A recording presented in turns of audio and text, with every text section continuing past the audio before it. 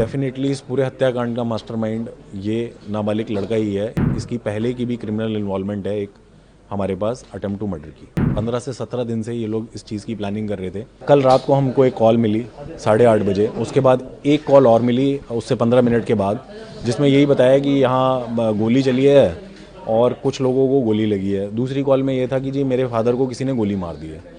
हमने अपने लोग जब वहाँ पर जो हमारी टीम वहाँ पर गई, जांच में ये पता चला कि 3 लोगों को गोली लगी है, आकाश, ऋषभ और क्रिश।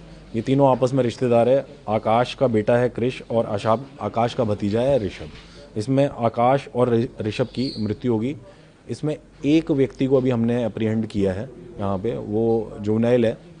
तो अभी इतना ही मामला है, उसके आगे की जांच चल रही है। सर, ये जो जुवेनाइल है ये आकाश और इनकी फैमिली का क्या लगता है और इसमें क्या बताया, आखिर क्यों जो है हत्याकांड को अंजाम दिया? ये इनकी ऐसी डायरेक्ट कोई रिश्तेदारी नहीं है। इसमें जो लड़का है जुवेनाइल, इनकी दूर की रिश्तेदारी में है और ये खुद इनको चाचा चाचा बोलता था। हालांकि इनकी बातचीत सब बंद थी, ये मिलते भी नहीं थे आपस में।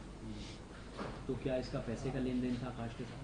अभी देखिए प्राइमा फेसी तो यही आ रहा है कि इसका आकाश के साथ पैसे का लेन देन था। जो ये मांगता रहता था, करीब 70,000 रुपये की बात थी, जिसको ये देता नहीं था और उसको अवॉइड भी करना शुरू कर दिया था। इसके फ़ोन भी उठाने बंद कर दिए थे, इससे मिलना भी बिल्कुल बंद कर दिया था। तो क्या हम कह सकते हैं कि इस पूरे हत्याकांड का मास्टरमाइंड नाबालिग है? डेफिनेटली इस पूरे हत्याकांड का मास्टरमाइंड ये नाबालिग लड़का ही है। इसकी पहले की भी क्रिमिनल इन्वॉल्वमेंट है एक हमारे पास अटेम्प्ट टू मर्डर की। तो सर, इसके अलावा क्या जब सबसे पहले तो सवाल यही बनता है सर, कितने टाइम से प्लानिंग कर रहा था और क्या आकाश को ही मारने आया था या फिर बाकी लोगों को भी मारने आया था? इस पर आप ये इनकी प्लानिंग, जैसा हमें पता चला है, 15 से 17 दिन से ये लोग इस चीज़ की प्लानिंग कर रहे थे और ये इनका टारगेट केवल आकाश था। ऋषभ जिसकी मृत्यु होगी बड़ा दुखद है।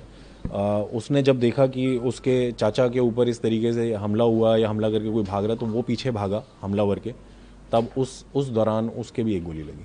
सर, सीक्वेंस ऑफ इंसिडेंट क्या था? कहाँ से ये दोनों आए, क्या इकट्ठा आए, क्या स्कूटी पे बिठा के लाया था ये नाबालिग शूटर को और आने के बाद फायरिंग करी, किसके ऊपर करी और क्या सीक्वेंस ऑफ इंसिडेंट क्या रहा? सीक्वेंस ऑफ इंसिडेंट ये है कि गली नंबर 1 बिहारी कॉलोनी में ये घर है, जो मृतक है उसका घर है। ये लोग बाहर अपना दिवाली का जो भी है पटाखे वटाखे जलाना, दिए जलाना, मोमबत्ती जलाना, वो काम कर रहे थे। हाँ, उस दौरान आकाश बोल रहा हूँ, उस दौरान ये जो CCL है वो वहाँ पर आता है जुवेनाइल और इसके पैर छूता है। उसी एट द सेम टाइम जो हमलावर है वो भी वहाँ पहुँचता है और इस पर गोलियाँ चलाता है आकाश पे। आकाश भागता है अपने घर की तरफ, उसके पीछे पीठ की तरफ गोलियां मारता है और फिर जब हमलावर वापस जा रहा होता है, भाग रहा होता है वापस, तो उसके पीछे ऋषभ भागता है और उस दौरान उसको भी एक गोली मारते हैं। ये सीक्वेंस, और ये केवल आकाश को टारगेट करने के लिए आए थे और किसी को टारगेट नहीं। ऋषभ को सर कैसे गोली लगी? वो ऋषभ, क्रिश को गोली कैसे लगी? क्रिश को तो उस दौरान गोली लगी जब जैसे आकाश अंदर भागा घर की तरफ, अपने बाहर था वो, जब उसके पता चला कि फायरिंग स्टार्ट होगी, वो घर की तरफ अंदर भागा तो उसके पीछे पीछे हमलावर भागा, उस दौरान उसकी गोली लगी। वो घर के अंदर ही था। ये सर जो पकड़ा गया है इसके ऊपर सर पुराने मुकदमे दर्ज हैं? नाबालिग के ऊपर एक पुराना मुकदमा है अटेम्प्ट टू मर्डर का, जिसने सर इसने बताया कि शूटर कहाँ से हायर किया और कितने पैसे दिए थे किलिंग के लिए? वो सारी अभी जांच का विषय है, क्योंकि हम एक ही वर्जन के ऊपर डिपेंडेंट नहीं रह सकते। बट हाँ, हमारे पास कुछ नाम आ गए हैं, हम उसकी जांच कर रहे हैं कि भाई जो कहानी ये जुवेनाइल हमको बता रहे हैं वो कहानी कितनी सही है कितनी झूठ है। एक बार वो पुख्ता हो जाएगी फिर आपके साथ साझा करेंगे। इसके नाबालिग के पिता का भी कुछ दुश्मनी है इनके, आकाश और उनके फैमिली के साथ?